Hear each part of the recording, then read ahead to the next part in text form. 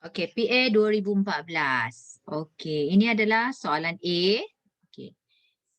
Nyatakan koordinat titik A di bawah transformasi RT bermaksud A akan menjadi image A yang pertama. Okey. A yang pertama ataupun kita panggil A prime di bawah transformasi T. RT maksudnya T kena buat dahulu. Okey, kemudian kita akan cari image A yang terakhir di bawah penjelmaan R. RT bermaksud T kena transform dahulu baru R. Okey, sebelum tu kita cari koordinat A dahulu. Okey, untuk A ialah kita kena baca X dahulu baru Y. Ini adalah koordinat A. Okey, jadi X dia adalah negatif 1 dan Y dia adalah 6. Okay, kita tulis kat situ 1, 6. Dan kita cuba cari A prime ataupun image A yang pertama di bawah translasi 5, negatif 2. 5, negatif 2. Okey, 5 ini bermaksud ke depan 5 langkah. Maksudnya 1, 2, 3, 4, 5 langkah. Dan negatif 2 bermaksud 2 langkah ke bawah sebab dia negatif. Jadi kita dah dapat A prime ataupun image A yang pertama. Kita tandakan A prime ataupun image A yang pertama. Dan koordinatnya adalah 4, 4. Okey. Jadi kita tulis 4, 4. Sebenarnya ada cara lagi senang kalau dia melibatkan translasi. Okey. Yang mana translasi ialah tambah je. Translasi bermaksud tambah je. Objek tambah vektor pergerakan dia. Maksudnya negatif 1, 6 tambah dengan 5, negatif 2. Bagaimana? Ni. Negatif 1 tambah 5 dan 6 tambah negatif 2. Selesaikan menjadi 4. 6 tambah negatif 2 sama dengan 4. Okey, seterusnya kita cuba cari image A yang terakhir di bawah penjelmaan R. R tadi adalah putaran 90 darjah ikut arah jam pada pusat B. Okey. Sambungkan image A yang pertama tadi dengan pusat putaran B. Sambungkan. Baik buat anak panah. Kenapa? Okey. Sebab A prime yang bergerak. Okey, lukis arah jam. Arah jam. Okey, dan kita ambil protektor. Okey, kita pastikan kosong darjah protektor tepat pada titik A. Mesti pada garis dia. Okey. Kemudian B tu pusat putaran tu dekat garisnya. Okay, kita boleh bukan sudut yang tepat. Okay, kita boleh nampak dekat situ. Kita tandakan X pada 90 darjah. Sini X dia nanti. Tandakan X. Okay. Kemudian kita gariskan X dengan garis X dengan B. Okay. Kita kemudian guna jangka lukis untuk tentukan image A yang terakhir. Kita guna jangka lukis. Tengok jarak dia. Kita kena ingat bahawa sebab jarak B ke image A sama dengan B ke image A yang terakhir. Jadi kita tandakan, labelkan dengan A. Yang image A yang terakhir. Jadi koordinat image A yang terakhir ialah 3, 1. Okey. R ialah pusat putaran 90 darjah ikut arah jam pada pusat B. Okay, kita dah ada A prime tadi kan? Kita just sambung saja. Saya ulang sekali lagi.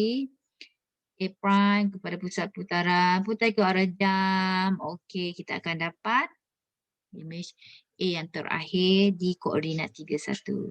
Ya, kita tulislah. Okey, seterusnya kita buat R kuasa 2. R kuasa 2 bermaksud, okey, kita akan buat R tu 2 kali. Penyelmat R tu 2 kali, iaitu kita putar 2 kali. Sampai saja ikut arah jam pada pusat B. Okey, jadi kita gariskan AB dahulu. Okey, ingat titik yang bergerak. Gunakan jangka lukis untuk lukis arah jam. Sebab kita nak arah jam. Kita agak-agaklah sampai saja kat mana. Agak-agaklah. Okey, jadi garis warna hijau tu mewakili garisan yang kita dah buat 90 darjah. Arah jam. Seterusnya, kita guna protektor untuk tentukan 90 darjah yang dengan tepat. Kita dah kena pasal, sini 90 darjahnya.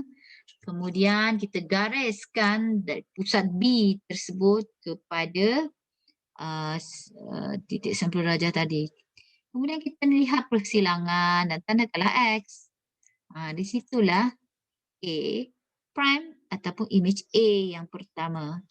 Jadi koordinatnya ialah 5, 6. Okay. Tulislah 5, 6. Kemudian kita laksanakan R sekali lagi. Sebab R kuasa 2 maksudnya R. Okay. R ialah putaran 90 darjah ikut arah jam pada pusat B. Jadi kita gariskan A prime ke B. Ingat A prime yang bergerak atau image A yang pertama yang bergerak. Okey. Kita guna jangka lukis untuk lukis arah jam agak-agak 90 darjah. Kita guna jangka lukis. Okey, 90 darjah jam. Hijau tu mewakili garis yang kita lukis tadi. Okey, menggunakan jangka lukis.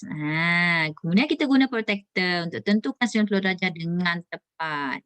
Ingat pusat putaran dia mesti tepat dengan tanda X tersebut pada protektor tersebut. Okey.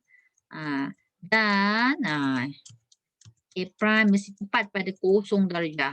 Okey, bagi kita bertentukan dekat mana 90 darjah tadi. Okey. Kemudian kita gariskan pusat B tadi ke 90 darjah tadi kan. Dan tentukan persilangan dan tandakan X. Di situlah tempat image A yang terakhir. Okey, image A yang terakhir. Jadi koordinat image A yang terakhir ni ialah 5, 0. Okey, 5, 0. Okey. Sebenarnya kan, okey, sebenarnya R kuasa 2 ni dia minta kita putar 90 darjah. 2 kali kan? Okay.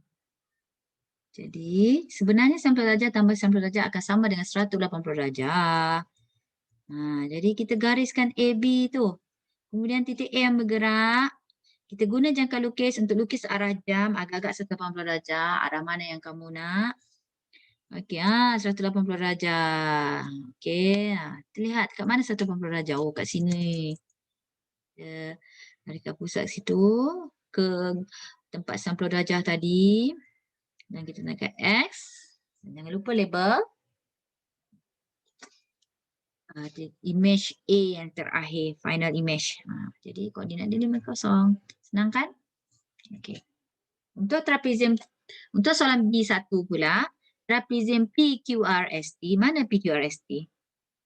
Ialah image PQRST adalah image bagi trapezium ABCD. Sini PQRS. Cikgu nak label ni supaya awak tahu. Okey, yang garis merah ini adalah image. Kita label image. Okey, kemudian ABCD kita label objek. Kita ulang sekali lagi, PQRST ialah image bagi objek ABCD. Tapi kita nampak ada 3 kat situ. Maksudnya di bawah penjelmaan MN kan? MN maksudnya N. N dahulu. Maksudnya ABCD menjadi TUVS di bawah penjelmaan N. Apakah N rasanya?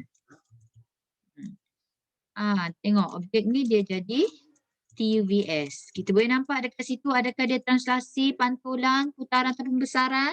Dia adalah isometri. Maksudnya tak ada pembesaran. Jadi kita boleh nampak dia macam image determine. Maksudnya pantulan. Kalau pantulan, kita kena tentukan garis pantulan dia. Garis pantulan dia mesti berada di tengah-tengah image dan objek. Objek dan image yang pertama tadi. Okey. Nampak tak? Jadi, boleh nampak dia keluar daripada garis Y. Jadi, dia akan jadi Y sama dengan 4. Sekarang, cuba kita tentukan pula apakah penjelmaan M. Dia mana? PUVS ni dia jadi PQRS. Kita boleh nampak dekat situ dia membesar.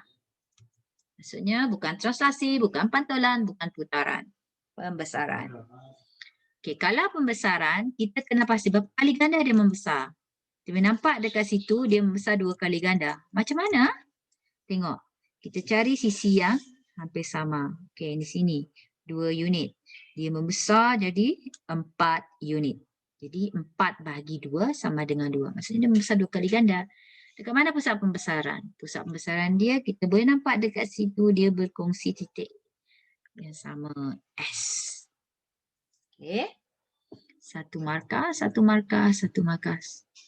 Okey, dan sekarang satu markah. Kerana B2 pula diberi bahawa ABCD mewakili luas 30 meter persegi. Hitung luas kawasan yang berlorit. Ini objek tadi, jangan lupa sentiasa label objek dan image. Ingat ABCD luas 30 darjah. Jadi kita label dekat situ. Iaitu ABCD mewakili 30. Mesti label, wajib label. Kita kena label perkataan objek, kita mesti label perkataan image, kita mesti label. Okey, luas yang mana satu, image ke objek? Kena label. Dia nak kita cari luas kawasan yang berlorit. Ingat, formula diberi. Jadi, luas image dia tak beri, kekalkan saja. Kita tahu dia membesar 2 kali ganda, jangan lupa kuasa 2. Dan luas objek kita boleh nampak 30. Jadi luas image dekat situ ialah 120 meter persegi. Tapi dia nak luas kawasan berlorit. Luas kawasan berlorit ialah luas image tak luas objek. Jadi kawasan berlorit ialah 120 tolak 30. Itu sama dengan 90 meter persegi. Jadi satu markah untuk luas image, satu markah untuk langkah kerja dia dan satu markah yang terakhir untuk jawapan dia. Dan lengkaplah 12 markah.